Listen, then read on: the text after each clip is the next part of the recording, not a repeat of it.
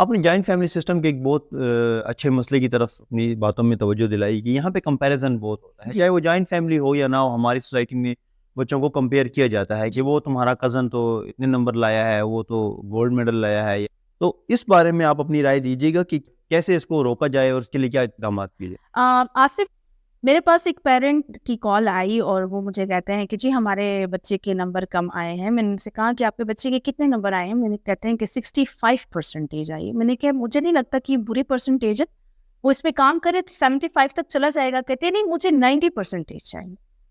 मैंने कहा कि मैम ये आप, मुझे लगता है थोड़ी ज्यादती कर रही है। एक बच्चा जो है अगर वो 65 ले रहा है, विद इन 2 मंथ्स वो 90 पे कैसे जा सकता है? नहीं, उसकी कजन ने 90 ली है। देखिए, अब ये आप सोचें कि एक बच्चा जो है वो आपका बच्चा है, वो अब इस बिहाफ पे कैसे आगे बढ़ेगा कि उसके कजिन ने 90% ली है और वो 65 ले रहा है, तो क्या हुआ? हमने इन चीजों को अना का मसला बना दिया है। हम इतना फास्ट दौड़ना चाहते हैं। अच्छा, हर एक चीज में हमने दौड़ना है। ज्वाइंट फैमिली में बच्चों के साथ साथ हम खुद भी, कि हम उनसे अच्छे दिखें, हमारे बच्चे उनसे अच्छा पढ़ें। और ये मसला इस हद तक बढ़ गया है कि मुझे नहीं लगता कि ये कोई ख़त्म कर सकता है। क्योंकि पढ़े लिखे लोगों में भी मैंने देखा है कि माएँ बैठ के रो रही होती हैं पीटीएम पे, अब मैं घर जाऊंगी, इसके दादा मुझसे पूछेंगे। मैंने इतने बड़े बड़े डॉक्टर्स को देखा है। एल्गोस गिग टीवी की मज़ीद वीडियोस देखने के लिए हमारा चैनल सब्सक्राइब करें और बेल आइकन प्रेस करें ताकि आप हमारी नई आने वाली वीडियो से बाखबर रहें। इसके दादा मुझसे पूछेंगे तो मैं क्या जवाब दूंगी? मैं तो ये रिजल्ट छुपा रही हूँ, ये तो दिखाने का नहीं है। इसके चाचा मुझसे पूछेंगे, उसके बच्चे तो इतने अच्छे अच्छे नंबर लेते हैं, तो मैं कैसे दिखाऊंगी?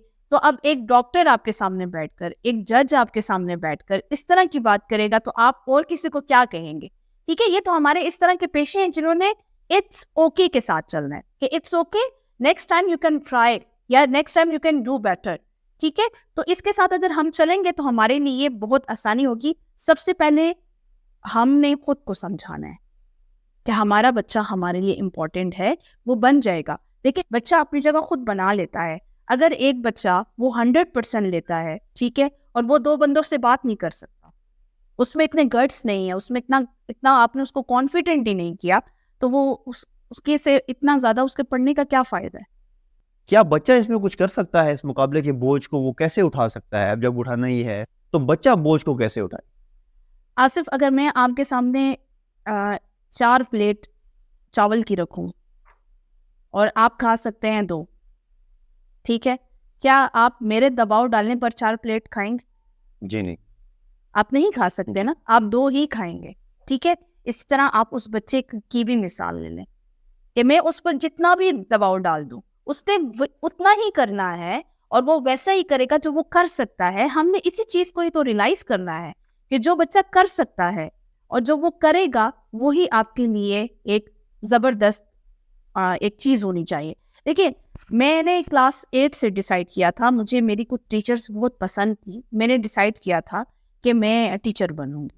ठीक है, काफ़ी मुझे कहा गया कि तुम एडवोकेट बन जाओ, एक्टिव हो। ठीक है, आप सहाफ़त की तरफ चले। सहाफ़त की तरफ मेरा थोड़ा सा रुझान था, लेकिन बस मैंने कहा था कि teaching is a best field for me. ठीक है, मुझे टीचर बनना है, मैं बनी।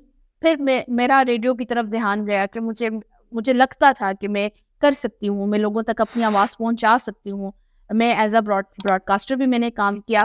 फिर मुझमें एक शौक था, क्लास 7-8 से मैंने छोटे छोटे कॉलम्स लिखे, मैंने छोटी छोटी मज़ाहिया पोइट्रीज लिखी। फिर मुझे शौक पैदा हुआ कि मैं थोड़ा सा अदब की तरफ जाऊँ। मैंने उर्दू में फिर मास्टर्स भी किया, अभी अभी रिसेंटली किया है। और फिर मैंने पोइट्रीज भी लिखी हैं, मैंने कॉलम्स भी लिखे हैं। तो ये चीज़ खुद ब खुद आती है। अब जब मैं एक छोटी सी बच्ची थी, मेरे माँ बाप को नहीं पता था कि ये जब बड़ी होगी तो ये इतना कुछ कर लेगी। ठीक है, मुझे डांट भी पड़ी है, मेरे नंबर भी कम आए हैं, तो इसका ये मतलब तो नहीं है कि मैं कुछ नहीं कर पाती। हमने इस चीज़ को रियलाइज करना है, हमने इस चीज़ को थोड़ा सोचना है आजकल के दौर में कि जी मेरे बेटे ने सीएसएस करना है, मेरी बेटी ने सीएसएस करना है, तो वो अभी से क्लास 5 से मेहनत नहीं करेगी तो वो सीएसएस ऑफिसर नहीं बन सकती। अब आप एक बच्ची क्लास 5 में है, ठीक है, और आप उसको ये बातें करें, ये मैंने खुद सुना है, ये वो बातें मैं आपसे कर रही हूँ जो मेरे पर्सनल एक्सपीरियंसेस हैं। ठीक है, अब एक बच्ची क्लास 3 में है और उसकी माँ उसको कहती है कि ये देखो तुम्हारे सोशल स्टडीज में कम नंबर आए हैं, तुमने तो जज बनना है, ठीक है कि नहीं? आप खुद क्यों बता रहे हैं? आप उनको लेट देम डिसाइड ना, उनको डिसाइड करने दे कि उन्होंने क्या करना है, उन्होंने सीएसएस ऑफिसर बनना है या उन्होंने जज बनना है। तो वो अब इसलिए पढ़े क्योंकि उन्होंने इस पेशे में जाना है, उनको थोड़ा सोचने दें। क्लास 8-9 एक ऐसी एज होती है बच्चे की जो वो डिसाइड कर लेते हैं कि अब आगे हमने जाकर क्या करना है, उसके मुताबिक वो अपनी मैट्रिक की तैयारी करते हैं, फिर आगे जाते हैं, एफएससी वगैरह करते हैं। तो आप यकीन करें, अल्लाह ताला ने सबको बहुत ख़ास बनाया है।